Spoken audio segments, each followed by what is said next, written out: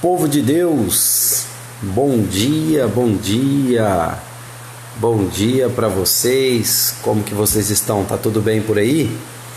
Eu tô muito bem, obrigado, graças a Deus. Começou a chover nesse momento, bastante, aqui na cidade de Miguelópolis, onde eu estou. Vim por ocasião da passagem do Natal, né? Não estava aqui no Natal nem na virada.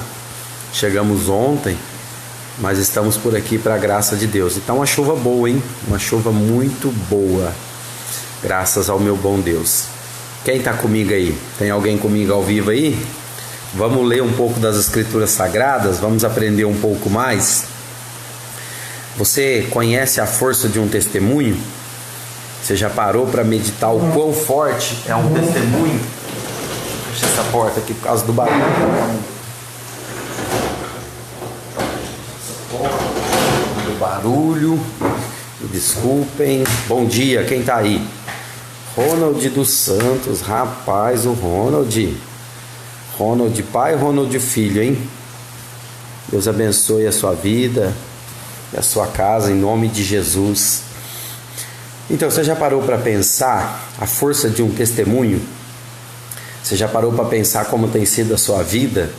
Se a sua vida tem testemunhado as obras de Deus?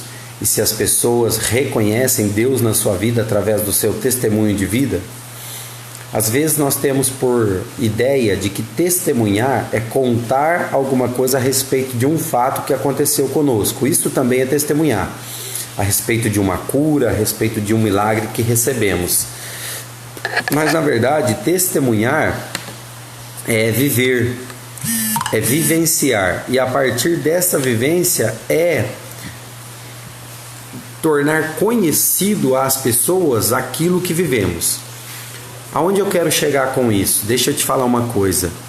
Se você tem vivido a vontade de Deus para a sua vida, se você tem vivido a bondade de Deus na sua vida, é fato de que você também precise testemunhar esse Deus, a presença de Deus na sua vida. Isso é um testemunho. E como que eu faço para testemunhar? Eu preciso de uma oportunidade na igreja para falar de Jesus? Pode ser, mas não necessariamente. Nós testemunhamos a nossa vida com Deus através da nossa vida cotidiana, através da nossa vida comum.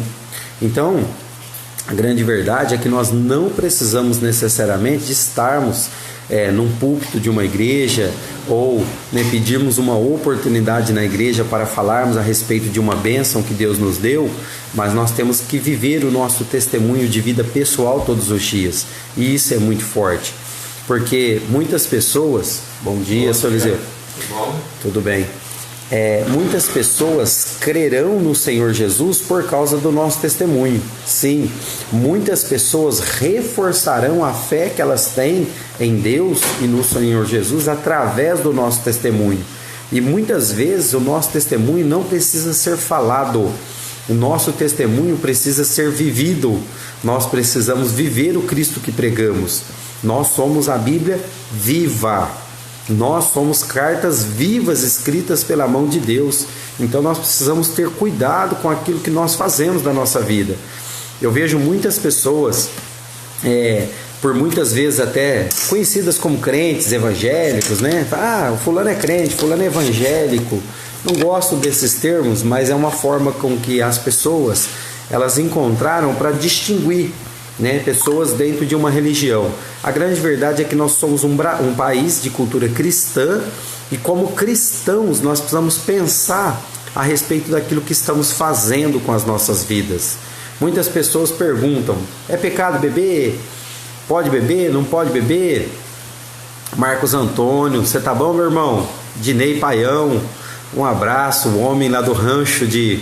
acho que é Uberlândia, né? Que lugar lindo, meu Deus do céu. Então você pensa o seguinte: as pessoas fazem perguntas a respeito do que pode e do que não pode, do que devo e do que não devo.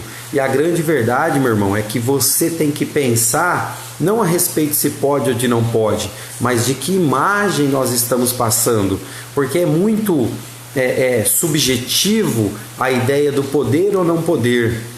Em que aspecto? Bom dia, meu amigo e meu irmão Ednei. Deus te abençoe.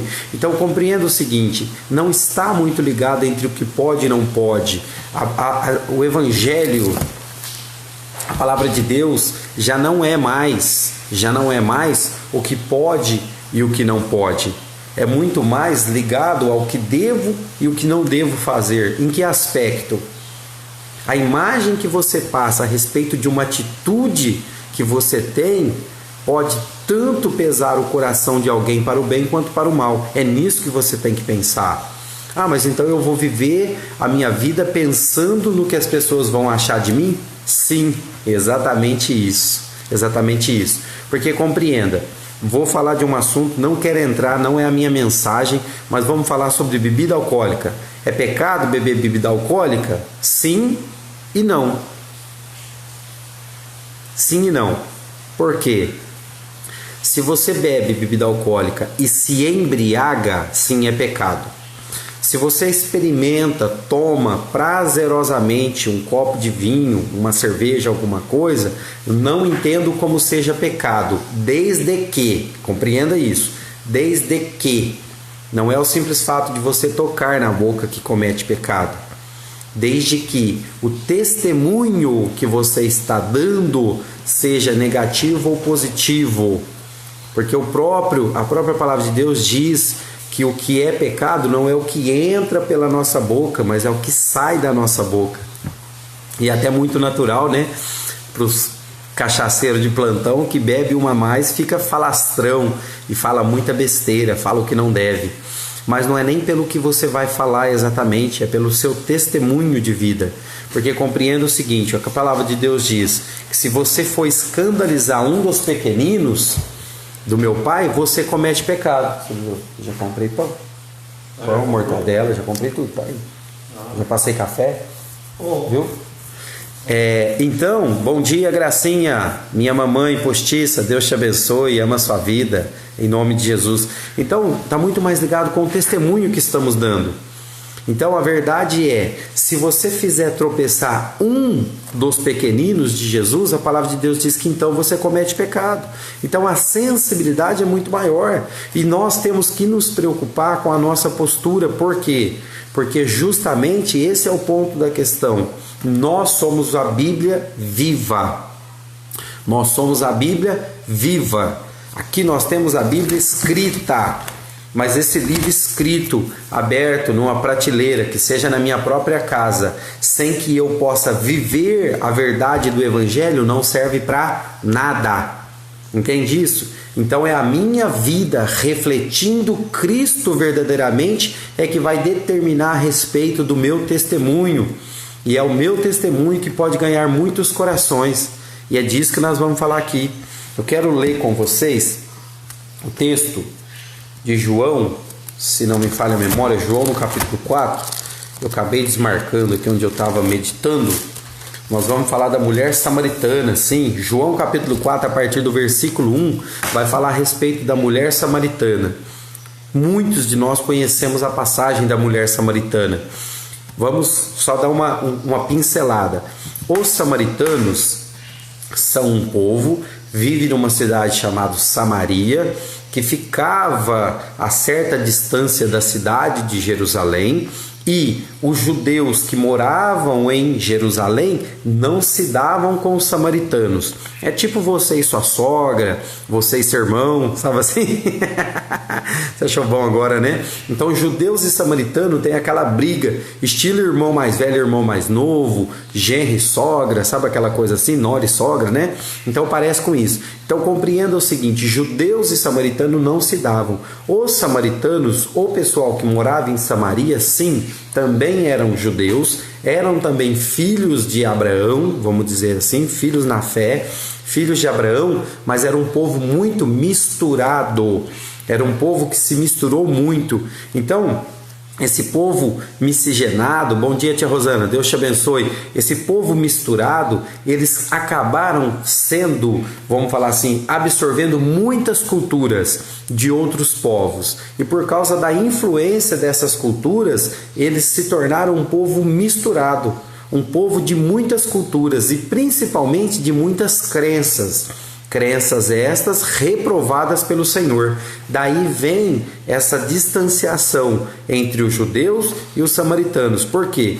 Os judeus, dentro do seu legalismo, dentro do seu farisaísmo, dentro da ideia de serem santarrões demais, rejeitavam os samaritanos e não tinham eles como irmãos. Logo nós vamos ver o que?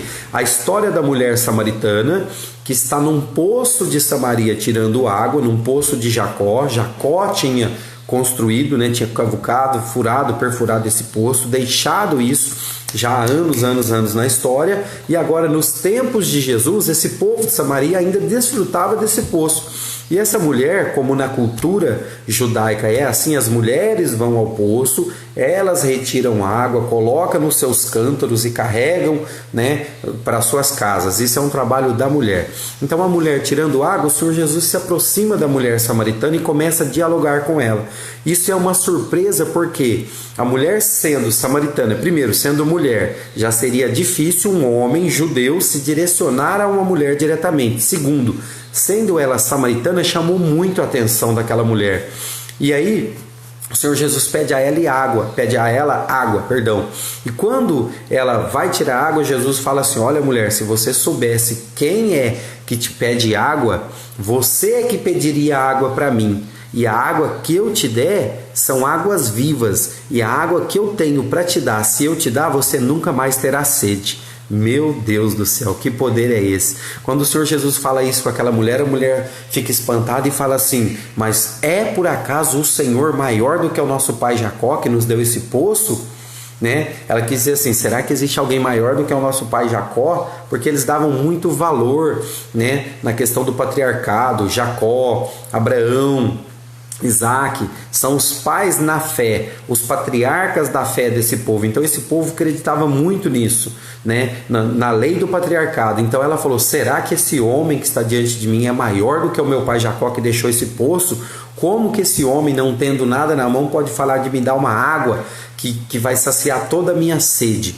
E Jesus não falava àquela mulher sobre uma sede física, mas Jesus falava sobre uma sede espiritual, porque a cidade de Samaria era uma cidade de necessidade extrema de saciar a sede espiritual, porque eles se apegavam em muitos deuses. Eles se apegavam nos deuses da Babilônia, nos deuses de Avã, nos deuses de Ramate, nos deuses de Sefarvaim, nos deuses de Cuta. São todas povos que influenciaram de forma negativa a cultura desse povo de Samaria.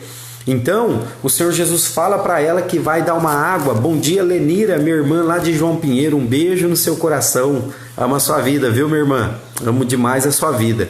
Sou muito grato a Deus pela sua vida. Então, o Senhor Jesus fala para essa mulher: se você soubesse quem vos fala, esse que vos fala te daria água viva. E essa água que eu te der, ela vai jorrar de você uma fonte que jorra pela eternidade.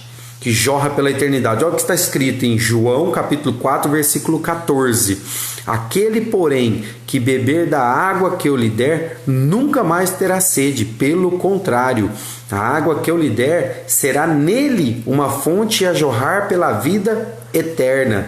E disse-lhe a mulher: Senhor, dai-me dessa água para que eu não tenha mais sede, e nem precisa vir aqui buscá-la. Disse-lhe Jesus: vá, chama o teu marido e vem cá. Rapaz, o que tem a ver o marido dessa mulher com a conversa de Jesus? Fala para mim aí. Vocês já pararam para pensar a respeito disso? Vocês já pararam para pensar a respeito disso? Jesus está num assunto com a mulher, desenvolvendo um assunto bacana, falando a respeito de quem ele é. Ele se revela para essa mulher como sendo o grande eu sou, o próprio Filho de Deus. Aqui no capítulo 4, versículo 26, diz-lhe Jesus: eu sou este que fala contigo, porque essa mulher sabia do Messias prometido. Mas Jesus interrompe o assunto para falar assim: chama o teu marido, vai e chama o teu marido e vem cá. Porque Jesus, quando quer salvar, deixa eu fazer uma aplicação pastoral aqui. Jesus, quando quer salvar, ele quer salvar toda a sua casa. Quem recebe essa palavra? Jesus não quer salvar somente a sua vida, Jesus quer salvar toda a sua casa, porque está escrito em Atos: crê no Senhor Jesus e será salvo tu e a sua casa. Amém? Então Jesus fala para essa mulher: mulher, vai lá e busca o seu marido. Vamos entender aqui agora as figuras de linguagem, porque a Bíblia é um livro de figuras de linguagem. Jesus usa figuras de linguagem para falar ao nosso coração. Quem é a mulher? Quem é a mulher? É a igreja. É a igreja. E quem é a igreja? Não é um templo de construção civil. Não, igreja somos cada um de nós. O que carregamos em cada um de nós constitui a igreja. Então a mulher de Samaria representa a igreja. A mulher, amém, Eliane, que Deus abençoe a sua vida em nome de Jesus e possa salvar todos os da sua casa, todos, em nome de Jesus, sem exceção. Então o que acontece? A mulher é a igreja. E o que é a igreja? É o ajuntamento solene, o ajuntamento das pessoas num único propósito forma a igreja de Cristo. E o que era a igreja de Samaria, da cidade de Samaria? Uma igreja deturpada, uma igreja misturada, uma igreja idólatra. Sim, nós estamos falando de idolatria. Por quê? Porque, como eu disse no começo do texto, para quem não estava aqui, a cidade de Samaria era uma cidade de certa distância de Jerusalém, onde moravam povos misturados, povos influenciados pela cultura dos caldeus, povos influenciados pela cultura babilônica, povos misturados pela cultura do Sefarvaim. E todos esses povos que eu estou falando, eles serviam e cultuavam deuses estranhos. Eles tinham por hábito de cultuar imagens de escultura. Você quer saber a respeito? Lê lá, anota aí. Quem pode escrever para mim embaixo aí, para ficar nos comentários? Ler 2 Reis, capítulo 17, a partir do versículo 1 até o versículo 30.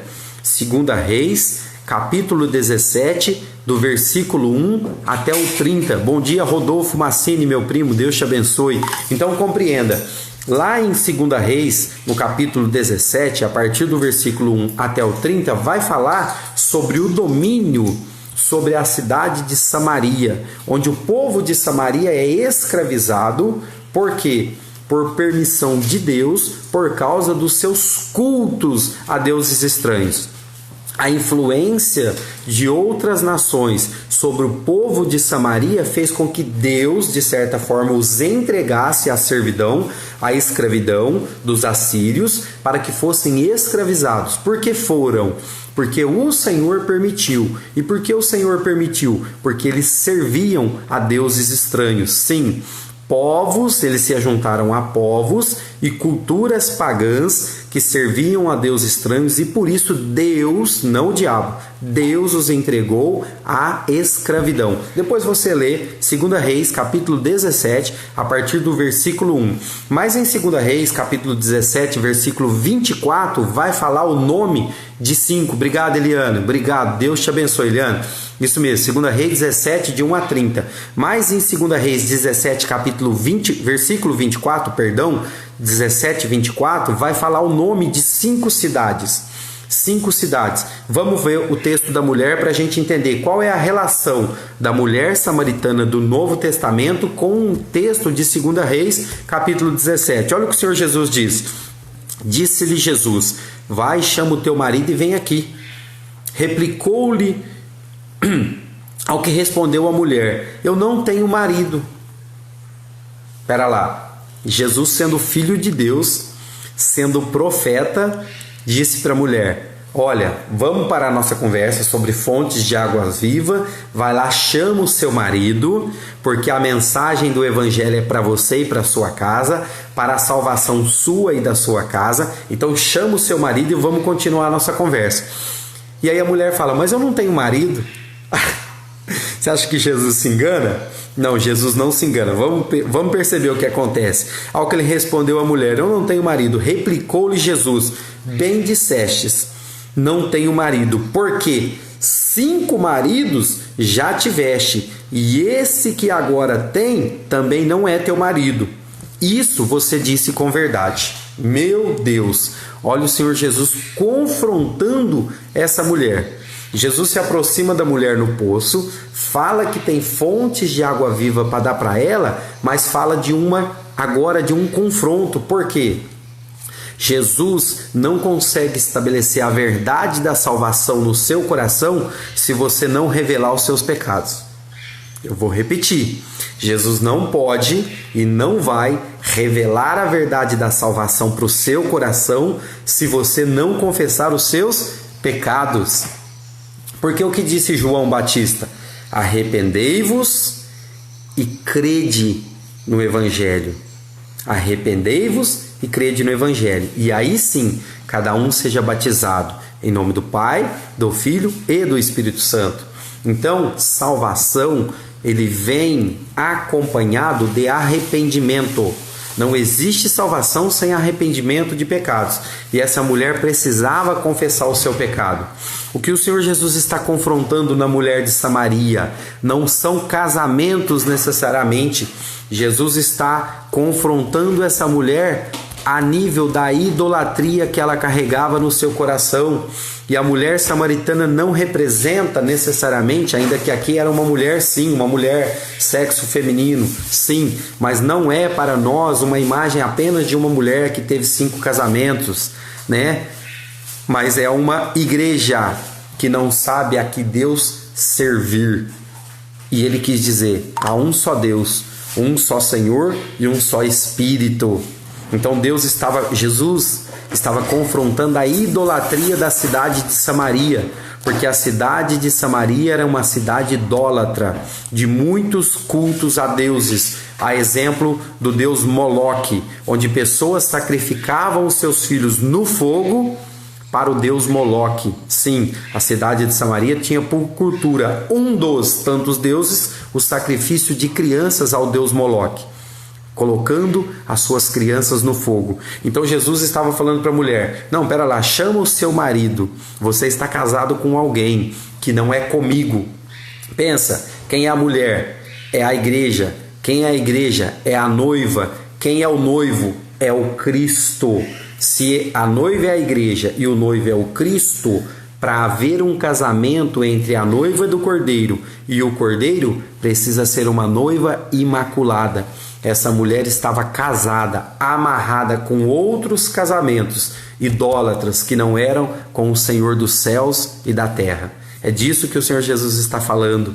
Você já teve muitos casamentos, nenhum deles foi comigo. O verdadeiro marido espiritual. Entendeu isso? Então, a mulher é confrontada a revelar o seu pecado, a confessar o seu pecado. E ela continua, Senhor, disse a mulher, eu vejo que tu és profeta. Revelou o pecado da mulher, a mulher falou, esse é profeta, né? Nossos pais adoravam neste monte. Do que essa mulher está falando, gente? Nossos pais adoravam neste monte. O que ela está querendo dizer? Nós aprendemos com a cultura dos nossos pais a vir neste monte cultuar.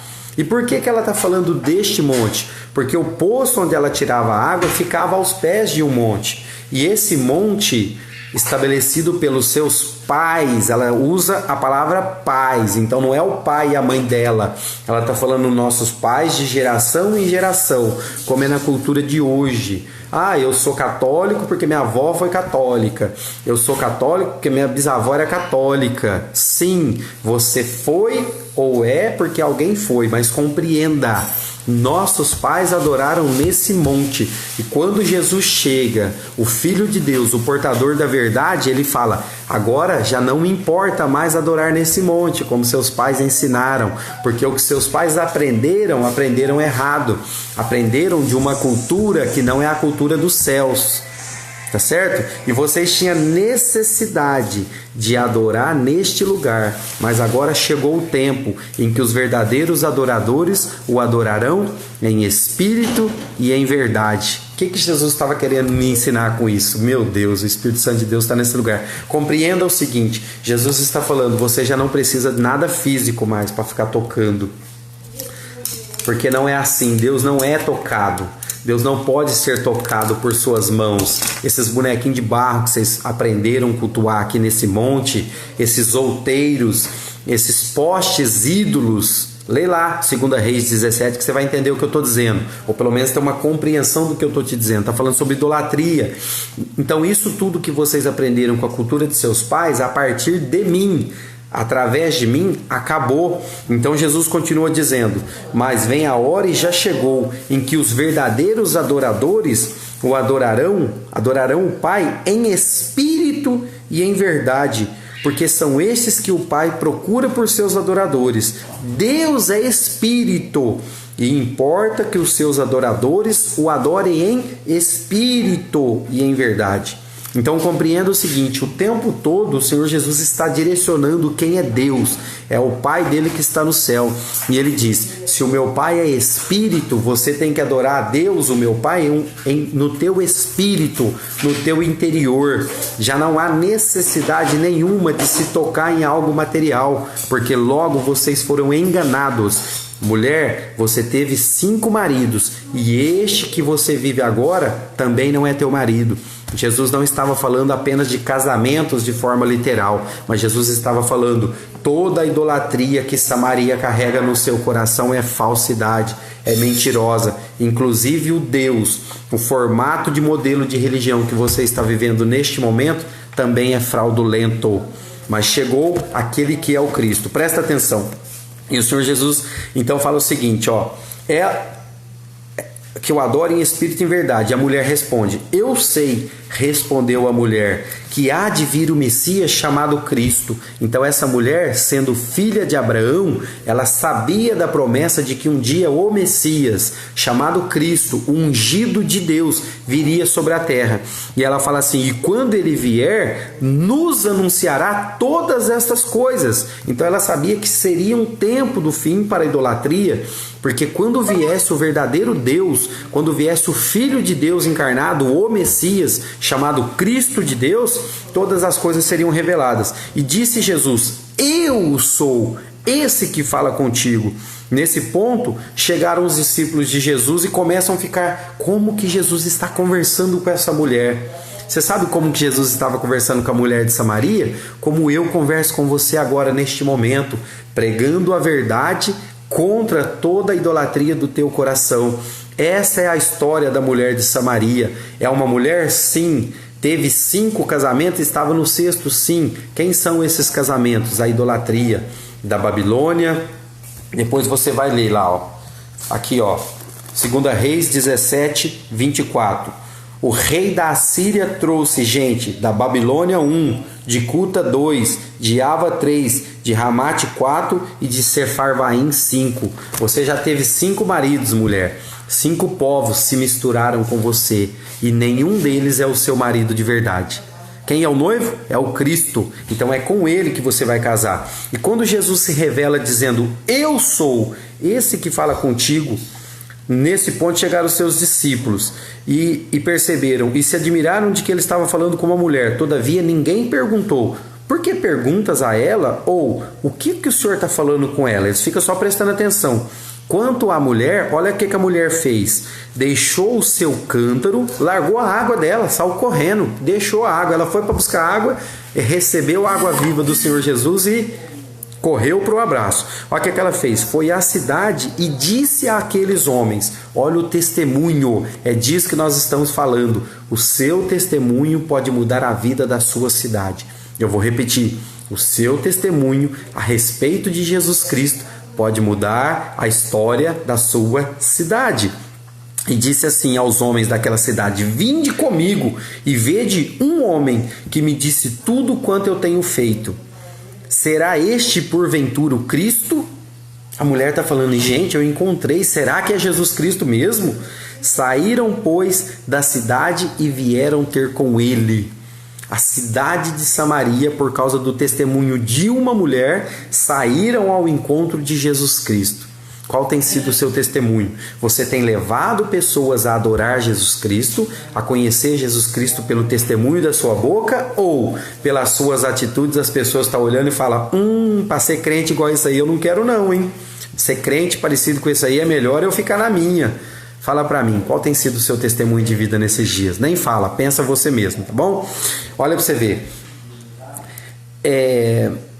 Continuando, ó, lá no versículo 34, para a gente terminar. Muitos samaritanos daquela cidade creram em Jesus, em virtude do testemunho da mulher. Vou repetir essa mensagem. Muitos samaritanos daquela cidade creram em Jesus, em virtude do testemunho daquela mulher. Quantas pessoas estão crendo em Jesus em virtude do seu testemunho de vida? Você saberia? Você que se diz servo do Deus Altíssimo, tem testemunho de vida para que pessoas possam crer em Jesus através e apesar da sua vida?